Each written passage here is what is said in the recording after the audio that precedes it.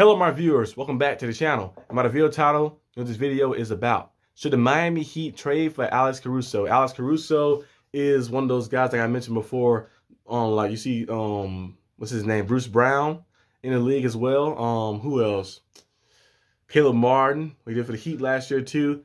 He's one of those guys who just do everything. You know, one of those type of players you have on a championship level team that can put in any role out there and put in any assignment out there, and they go out there and execute with the best of their abilities. Alex Caruso is 29 years old, been in the league for 6 years, is an NBA champion, was an all-defensive team last year, and he's an efficient player too. When he plays very efficient. He plays the two guard mostly the past 2 years with the Chicago Bulls, but I think the Miami Heat should be interested into trying to trade for Alex Caruso and bring him over and be our starting point guard to bring a little more juice from the point guard unit. Because we have Kyle Lowry, who has his moments. You know, Kyle Lowry go out there and he'll light it up. We see him score on the one game with the Heat. I think Jimmy and Bam was out, and Kyle Lowry scored like 28 points.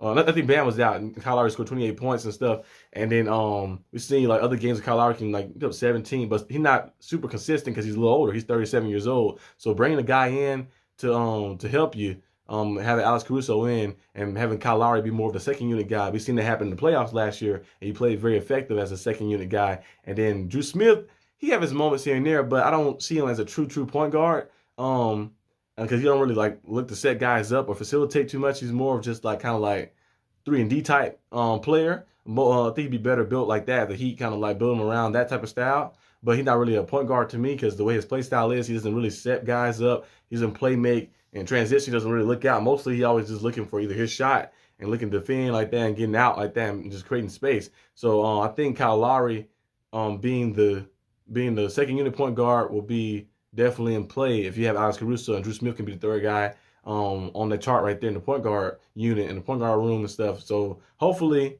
the Heat do go out there and seek Alex Caruso because that help a lot. I know Alex Caruso, if you look at his numbers, he averaged like 10 points per game. 10 points per game, only a few, I think like 3 or 4, I think 3 assists a game too as well. Of course, his assist numbers not too high because he's really playing the two guard now. But he has played a point guard before in the past, as you've seen with the Bulls sometimes and with the Lakers.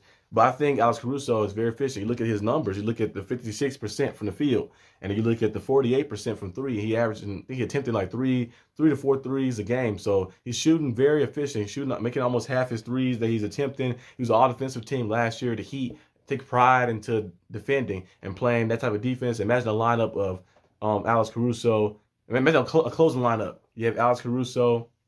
You have Haywood Highsmith. You have Jimmy Butler.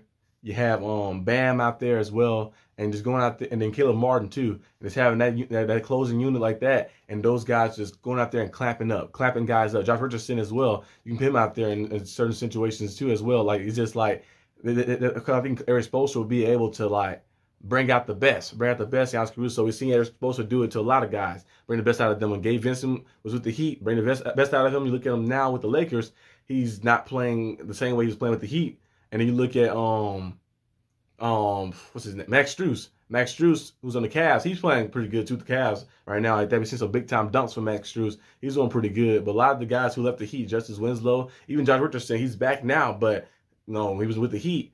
He was playing better, and now he's playing better again. Then you look at Hassan Whiteside too when he left the Heat, and all different type of guys when they left the organization. And one thing too that the Heat has kind of improved in a lot too is the three-point shooting. That could be maybe because Wayne Ellington is there. Wayne Ellington's assistant coach there. He's been doing a good job in helping those guys. We've seen the efficiency of the three-point shooting increase because last year the Heat was like I think one of the worst three-point shooting teams. Now in the playoffs they turned it on, but in the regular season we was one of the worst three-point shooting teams. And this season we kind of getting back our groove of being one of the best. Because remember 2 years ago when we was the first seed in the East, the Heat was the #1 three-point shooting team. Then the following year you'd be one of the worst three-point shooting teams. And then the playoffs, you kind of get your spark back, get your groove back. And then now this season, we're seeing us get our groove back. I think Alex Caruso would put us over the edge a little bit, just having that more depth. Because I feel like the Nuggets gave everybody the game plan. Last season, the Nuggets only had one All-Star. All-NBA, a two-time MVP, and Jokic. Now, Jamal Murray is crazy. He's not an All-Star, but he's basically All-Star level, of course.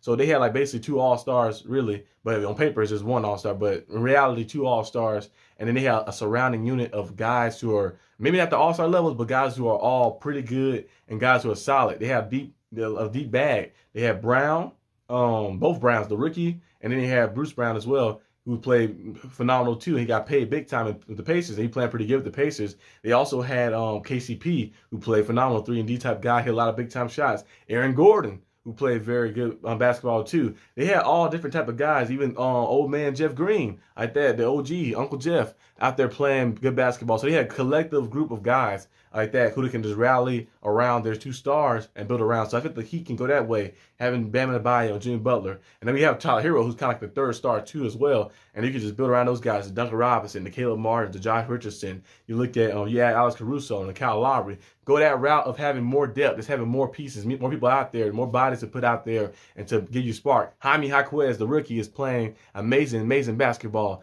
He's up there with some of the best rookies in the league and playing some amazing basketball this season for the Miami Heat on both ends of the floor. So adding Alex Caruso to the team will be good. I don't know what it'll take to trade for Alex Caruso now, because I don't know what it'll be actually.